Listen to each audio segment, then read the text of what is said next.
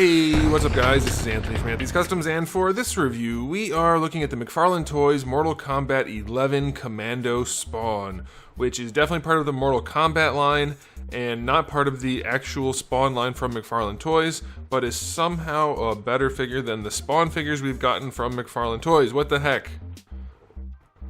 What the heck? There should be licensing and more expense into these. They don't cost anymore, but they're nicer? I'm confused about that. If anybody can shed some light, I would love to see that light. But this figure is a pretty darn good figure. It does a couple kind of weird things, but they're actually weird in a good way, sorta. So there's some stuff to talk about. So let's go ahead and get it off the stand and take a closer look. This guy stands just about 18.5 centimeters, maybe just a touch over that, and that's going to make him pretty close to 7 3/8 inches, and it looks pretty darn cool at first glance. Does it hold up upon further inspection? I'm going to tell you mostly it does, but first I'm going to tell you we have to do a question of the day. This one's a little bit deep, so guys, listen in close, alright? Here's the question. Do you guys care what goes into an action figure in terms of cost? Do you care if it costs more for them to produce because of licensing or whatever, and therefore you get less of a figure for your money? Is that okay with you? Or does it only boil down to what do you get for your money? For me, I don't care what it costs the company to make. I only care if I'm getting what I'm paying for. That's how it works for me. The reason I bring that up is I get that brought up a lot with regard to Marvel Legends and the licensing, as opposed to, say, the G.I. Joe line, which doesn't have licensing and things like that. This is Mortal Kombat, so I imagine there's licensing involved somehow, unless it was some kind of deal that they struck with including Spawn in the game. Who knows? I don't know. There's no way to say, but I would assume there's some kind of deal going on here, and there's not for the actual Spawn line of figures, yet this one and the other Mortal Kombat Spawn seem to be significantly better figures at the same price point. So it's kind of an interesting topic. I'm curious how you guys feel about that. Does licensing or that kind of thing play a factor? Are you willing to accept less for your money because of it? Or do you only care about the bottom line? That's the way I look at it. Okay. I probably didn't word that right the first time, but hopefully you guys got the gist. Let's look at the aesthetic on this figure. First thing I want to note, it looks dang good upon first glance. Dang good. One of the reasons it looks so good upon first glance, it's matte finish. It's not glossy or shiny. Like, it's not perfect. It's still just molded plastic, and you're going to get some spots that have a little bit of luster to them. The thighs and the legs have a little bit. The arms do. You know, it's here and there, but overall, this is a matte finish with a touch of satin here and there, and it is gorgeous. It looks so much better. It looks so much more like a collectible rather than a glossy, cheap plastic toy that we often see from other companies. So I'm very pleased with that. The second thing that stands out to me is he has nice broad shoulders. We never see nice broad shoulders these days. Ever. Almost. And it looks so good.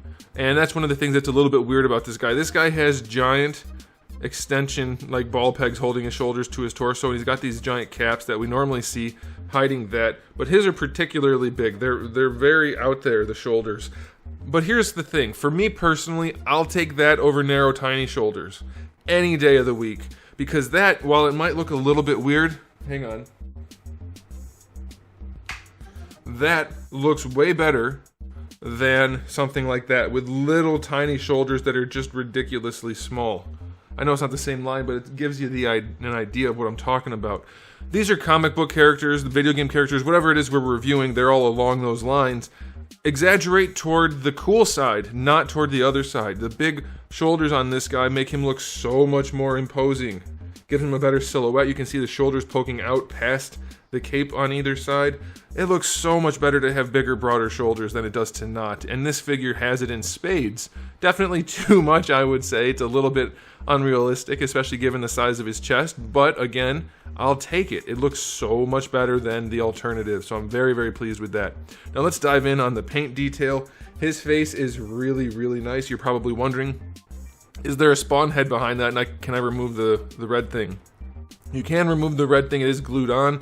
There's no face underneath it though, so you're kind of stuck. I'm willing to bet, I haven't tested it, but I'm willing to bet that you can actually swap out the heads with the whatever you want to call that, unmasked head from the other figure if you really, really wanted to. But I don't know why you would, because this looks pretty darn cool. They did a good job sculpting that, and it looks very nice. Paintwork is super clean.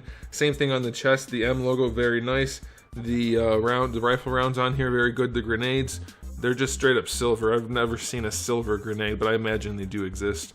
We have some grenades down here, the other kind of grenades it looks like, and those look pretty cool, like that. One's missing. They didn't make it a hole though, so that's a little weird.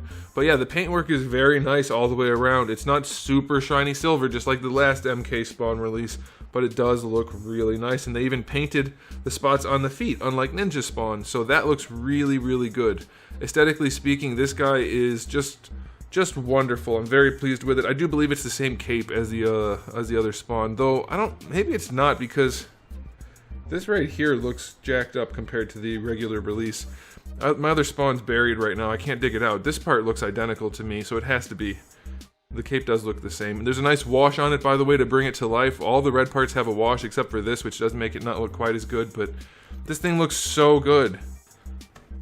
It's very, very good looking. So I'm going to give it a 9 out of 10 for the aesthetic. Could it be a little bit better? Yeah, sure, definitely. But it is really, really nice. Now, as far as accessories go, I want to start with the one on his leg, which is a gun molded into the holster on his thigh. There's nothing you can do with that. It is just stuck in there permanently, and that blows.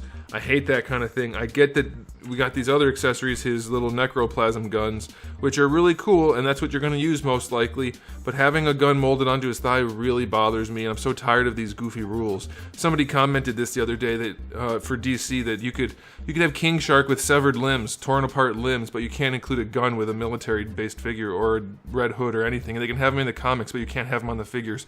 And I'm guessing they were only able to get away with this because Warner Brothers has a lot to do with Mortal Kombat, if I'm still remembering correctly. They only got away with this because it's from not DC.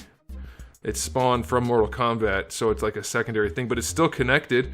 It's in there, but it's connected, so that's super lame. So yeah, accessory-wise, we only get the necroplasm guns, which are cool, but that's it. It's a little bit of a bummer. No alternate hands. And then we do get the display stand, which I just threw on the floor, which is nice enough if you like those kind of things. If you don't, then it's a waste of plastic. So 6 out of 10 for accessories. They're fine, but I mean, it's all you're gonna really need, but again, having the gun molded in is it's offensive to me. I hate that. Okay, let's talk about the articulation. It is a double ball peg for the head, so it can look around really well if you lean it back. Leaning forward, despite the awesome sculpt and the technically soft plastic of that wrap, whatever you want to call it, it's way too stiff to actually allow the head to look down or to turn to the side really too much. So that's going to limit you a little bit here.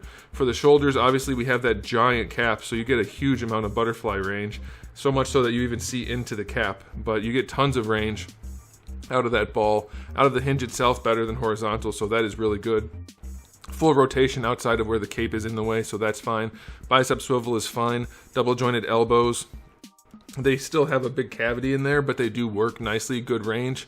Even with the gauntlets, they have good range, so I like that. No problems with that at all. The wrists have ball hinges in there, but they're pretty deep set into the gauntlets, so they look nice. There's no gapping or anything, but you have very, very limited range as a result, especially on this side because of this thing. So limited range in the wrists. It'll be enough to hold the guns. You can kind of play with them and get them to where you want them, so it'll be okay. Now for the torso, double ball peg at the top, and it leans back pretty well, but they didn't continue the sculpt all the way up. You can see that gap in the white line. Not a huge deal, but it definitely would be nice.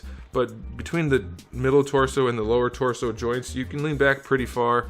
You can lean, it's a single ball peg down here, by the way. You can lean forward a little bit. It's still really limited. And leaning to the side is really good. And of course, you get your rotation out of both joints.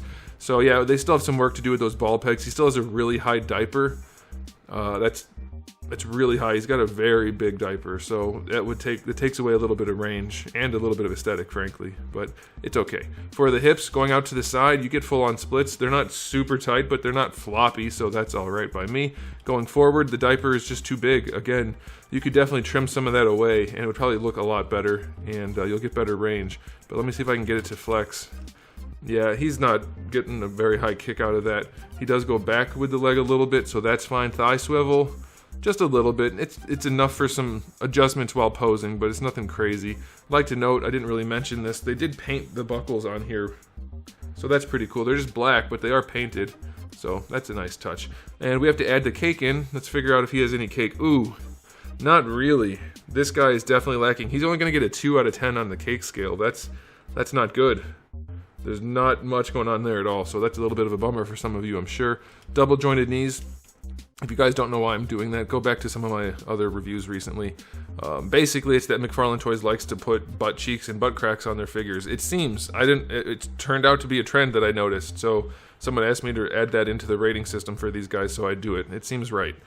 So the knees, not the best range ever, but they're okay, and they're decent knees. They actually use just the knee pad.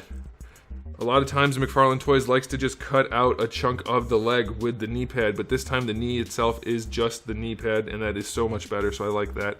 The ankle is a ball hinge. It's heavily ratcheted. That's a super pain in the ass to pose. You get 3 notches, like 3.5, kind of. So it's really, really annoying, but you technically get good range enough going forward. You get a good ankle rocker. Toe hinge is a nice toe hinge. It's far enough forward, I would say. It's not perfect, but it'll do. But it doesn't ever go flat, so that's fine in real life when shoes have a little curve to them, because you're going to make them go flat when you're walking in real life, but an action figure basically needs flat feet, or at least close to flat, and these ones it's a little bit annoying to get him balanced because of it, but it's not a huge deal. This side, same ankle joint hidden inside the boot, so you can imagine it's even less useful. So yeah, it's not great. So his articulation is not wonderful. Basically from here up, it's okay. The shoulders are really good, arms are good, neck's okay, torso is okay, hips are okay, knees are okay. I guess it's really just the ankles, and the ankles are limited, and then the torso could be better. So it's not bad, I guess, ultimately. I'm used to the McFarlane figures being so much more limited, but it's not so bad. So I will say this guy gets a 7. No, yeah, 7. I'll give him 7. The torso is limited for no reason, and the ankles suck. So 7 out of 10 for articulation on this guy. And now it's time for the final verdict. Time for you guys to place your guesses. A lot of you seem to be getting really good at guessing what I'm gonna rate a figure at the end of the review, so I guess at least I'm consistent. So I'm gonna give this guy a final rating for the price point, including the paint and the sculpted details and the articulation and the accessories and everything. I'm only gonna go 8 out of 10. I wanna go 9, but the ankle's making it hard to pose this guy, and the torso not having the range it should for no real reason, that holds him back a little bit, because they don't need to be that way. The ankles are really irksome. But this guy is a really, really nice. I think it might be... Oh, it's definitely better. Not might be. It's definitely better than the Ninja Spawn figure I just reviewed. So this might be one you guys want to check out. So yeah, I'm going to go 8 out of 10. Let me know if you guys got it right. Let me know if you like the figure in the comment section below. Let me know if you have anything to say worthwhile that you might think might be interesting or funny, or even if it's not worthwhile, go ahead and comment it. And if you say something particularly good, whatever it is, I'll pin it. One person gets pinned in every video from this point on. And it's a little bit of fun, a little bit of a challenge. You don't have to try to say something funny. Usually I can tell and it doesn't get pinned, but you never know. You might say something funny and I'll like it. So that's how we do that. Thanks for watching, guys. If you liked the video, please do give it a thumbs up. If you didn't, give it a thumbs down. And if you haven't subscribed, you might want to. I have new videos almost every single day and thousands already on the channel. So make sure you come back for all of that. And in the meantime, keep collecting.